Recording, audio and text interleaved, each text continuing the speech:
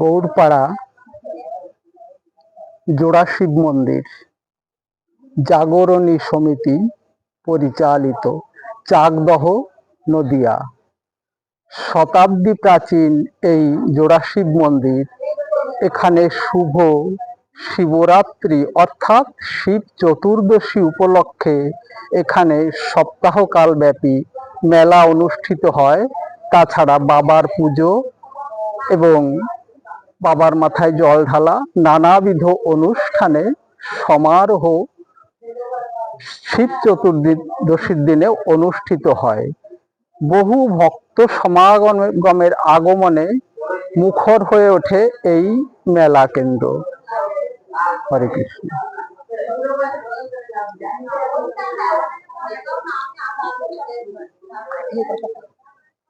এখানে প্রতি বাংলা মাসের প্রথম শুক্রবার এবং তৃতীয় শুক্রবার শ্রীমৎ ভাগবত গীতা পাঠ হয়। এই ভাগবত গীতা পাঠের অনুষ্ঠানে ভক্তের আগমন ঘটে, নানাবিধ ভক্তের আগমন ঘটে। আর এখানকার যারা ভক্তবৃন্দ আছে খুবই নিষ্ঠা সহযোগে এখানকার ভাগবত পাঠের অনুষ্ঠানে অংশগ্রহণ করে থাকে।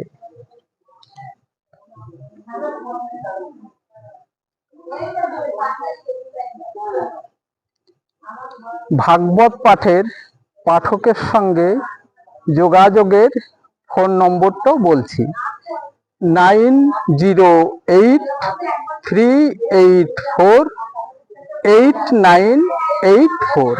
আর একবার বলছি, 9083848984।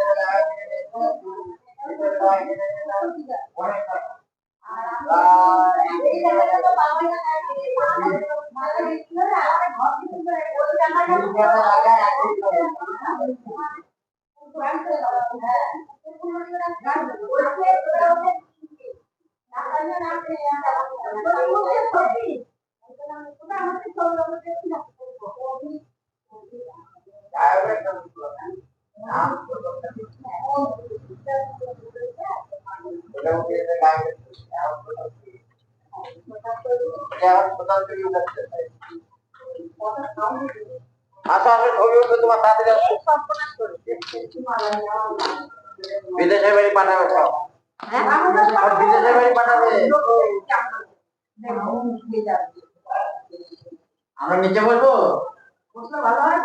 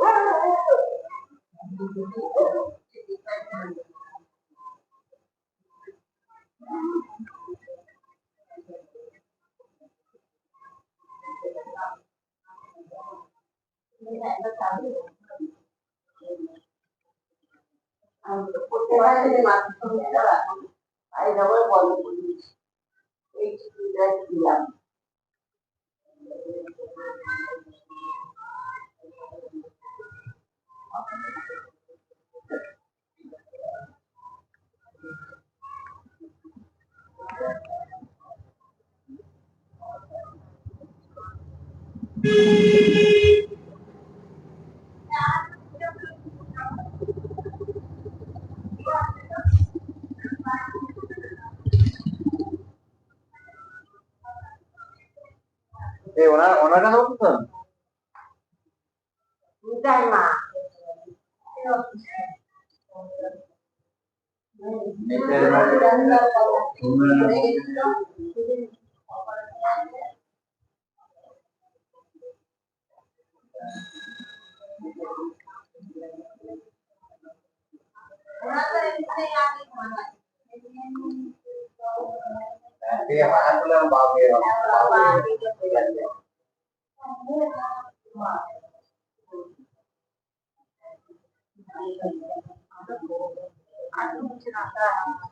আর বয়সকালে ভালো তারা করতে ঠিক আছে।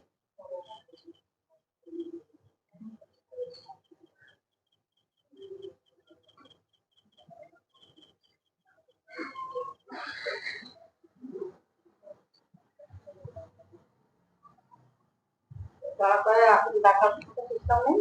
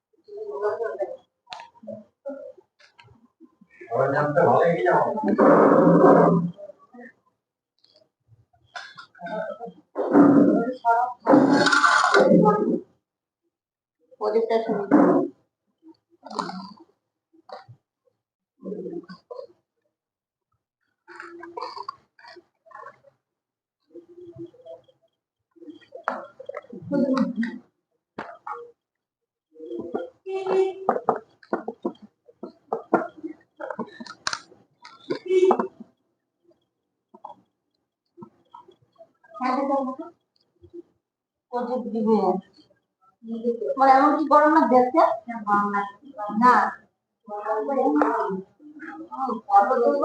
গরমে ভালো না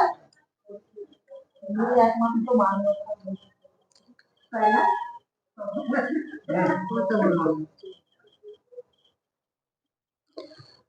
নিতাই গৌর সীতানাথ প্রেমানন্দে একবার হরি হরি হরি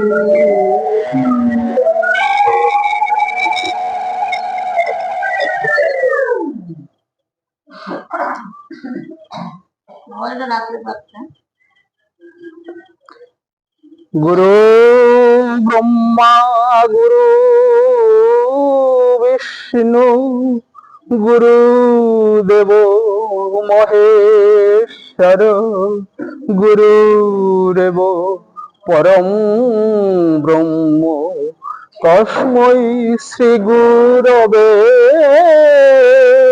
নমঃ।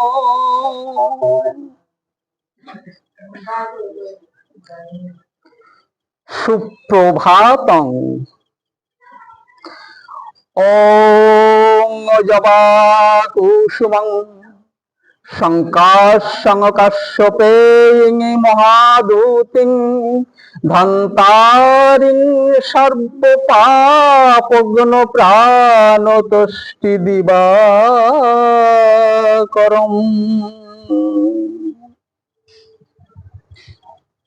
সূর্যদেব আপন সৌর্যে যুবা মূর্তিতে দণ্ডায়মান। কার সামনে? কুমারী কুন্তীর সম্মুখে এসে দণ্ডায়মান।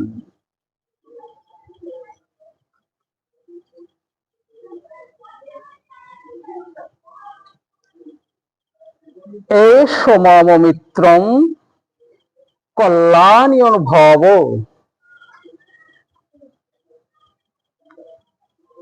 বীর্যবানং পুত্রেণ ভব।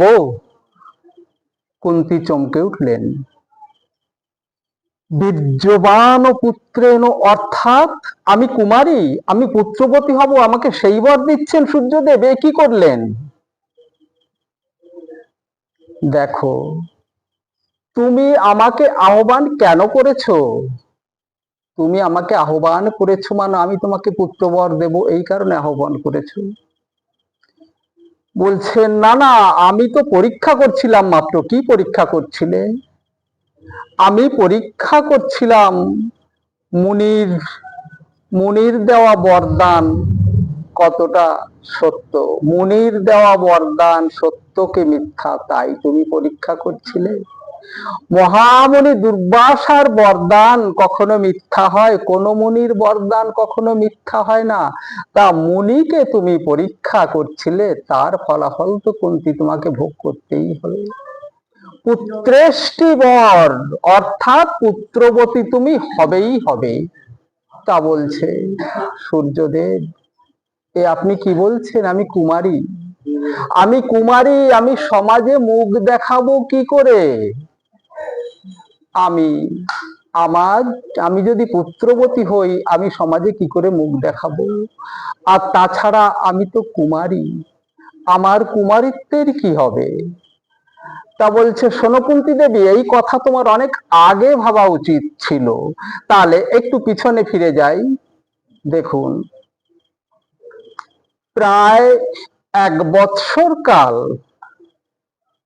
যদুকুল যদুকুল কন্যা, যদি যদুকুল কন্যা হচ্ছে এই কুন্তী, এই কুন্তীর সেবায় 1 বৎসর কাল ধরে পীড়িত ছিলেন মহামুনি দুর্বাসা। কিন্তু কুন্তী দেবীর সেবায় উনি সুস্থ হয়ে ওঠেন, এবং সুস্থ হয়ে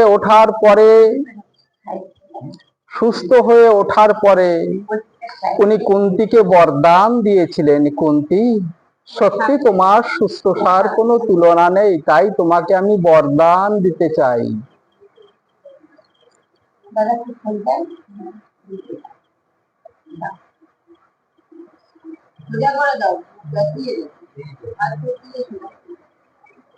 তাই তোমাকে আমি 4খানা বরদান দিতে চাইছি।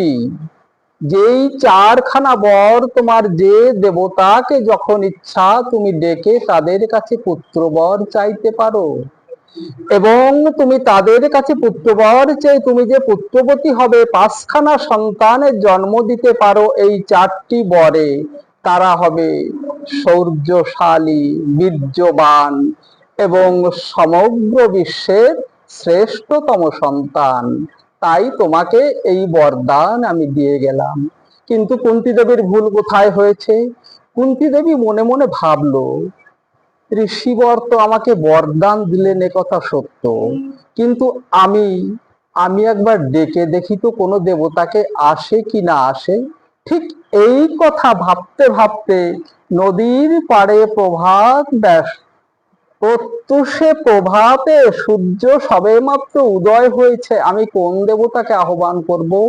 এই কথা ভাবতে ভাবতে সূর্যকে দেখা মাত্র সূর্য দেবতাকে আহ্বান করলো, এবং সূর্য দেবতাকে আহ্বান করা মানে সূর্য দেবতা কেন, সমস্ত দেবতাই মুনির দেওয়া বরদানে তারা দায়বদ্ধ, তারা আসবেই আসবে, এবং এসে তাকে পুত্র বরদান করেছে।